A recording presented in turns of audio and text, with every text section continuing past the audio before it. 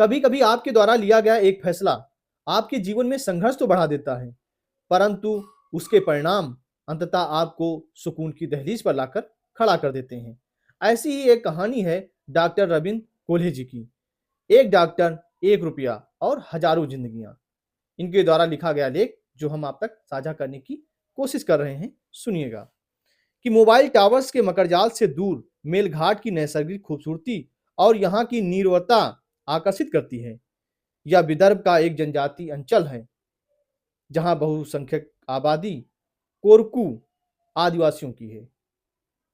अमरावती जिला मुख्यालय से 150 किलोमीटर दूर इस इलाके में गोंड, राठिया, निहाल, मांगिया, गवली, बलई और कलाल समुदाय के लोग भी रहते हैं। धारणी तालुका में स्थित मेलघाट को यहाँ मौजूद टाइगर रिजर्व के लिए प्रमुख रूप से जाना जाता है। बाघों को बचाने के नाम पर अपने गांव घर आदिवासियों को विस्थापित भी होना पड़ता है। सुंदर वादियों के अलावा मेलघाट की एक पहचान कुपोषण, बेरोजगारी, गरीबी, पिछड़ापन, पलायन, अशिक्षा भी है, जिसमें अभी तक इलाका पूरी तरह से मुक्त नहीं हो पाया है। बात करें 1989 की, तो इस इलाके में पहली बार जब हम आए तब शिशु मृत्यु दर तकरीबन 200 के आसपास हुआ करती थी। जिस इलाके में बाघ संरक्षण के नाम पर करोड़ों रुपए खर्च हो रहे हों और वहां बड़ी संख्या में कुपोषण से बच्चों को मरना एक त्रासदी ही कहा जा सकता है। कुपोषण मेलघाट की रगों में घुल चुका था।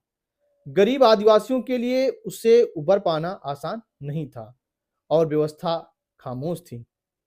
एमबीबीएस की डिग्री मिलने के बाद मैंने अपनी पत्नी स्मिता के साथ मेलघाट में जाकर काम करने का फैसला लिया, जहां सरकारी कर्मचारियों की पोस्टिंग आमतौर पर सजा की तरह मानी जाती थी। मूल रूप से नागपुर की रहने वाली स्मिता भी डॉक्टर है। बच्चों की जिंदगी बचाने और जनजातीय लोगों के जीवन की बेहतरी को हमने मकसद बना लिया था। गरीबों की मदद करने की प्रेरणा मुझे स्किन बॉन्ड, महात्मा गांधी, विनोबा भावे से ही मिली। मन को थोड़ा संतोष मिलता है कि 25 साल से अधिक समय तक मेलघाट में आदिवासियों की सेवा करने के बाद कुपोषण काफी कम हुआ। अब यहाँ जो शिशु मृत्यु दर है वो तकरीबन 60 के आंकड़े पर पहुंच गई है, जो पहले लगभग 200 के आसपास हुआ करती थी। पहली बार हमारी फीस 2 रुपए होती है।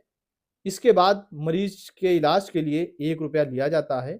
दूसरे लोगों की तरह शुरू से हमारी धारणा यही थी कि जनजातीय इलाकों में लोग झाड़ फूक, ओझा और तांत्रिक पर ज्यादा भरोसा करते हैं, लेकिन जब उन्हें दवाइयों के महत्व के बारे में बताया गया, लोग अपने इलाज के लिए आने लगे।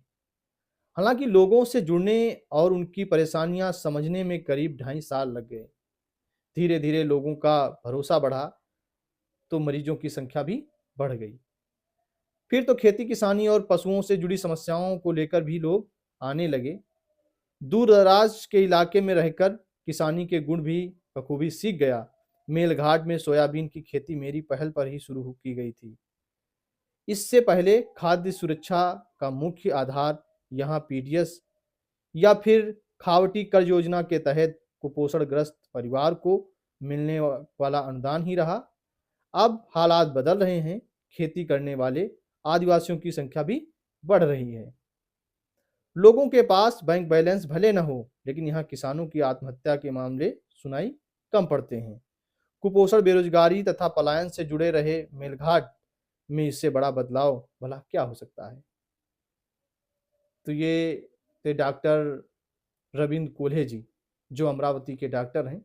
उन्होंने इतनी बड़ी पहल की और इतना जोखिम लिया अपने जीवन में और अपने संघर्ष को एक मुकाम बनाया। इसलिए कहते हैं कि जीवन में सफल होना ही जरूरी नहीं होता है, जीवन का सार्थक होना भी महत्वपूर्ण होता है। लिखते हैं कि मन को संतोष मिलता है कि मेलघाट में आदिवासियों की सेवा करने के बाद कुपोषण काफ़ी कम हुआ है। तो अगर आप भी ज़िंदगी में कुछ करना चाहते हैं तो आप इनसे प्रेरणा ले सकते हैं और ज़िंदगी में कुछ नया कर सकते हैं। इस कहानी में इतना ही। मिलते हैं नई कहानी के साथ। धन्यवाद।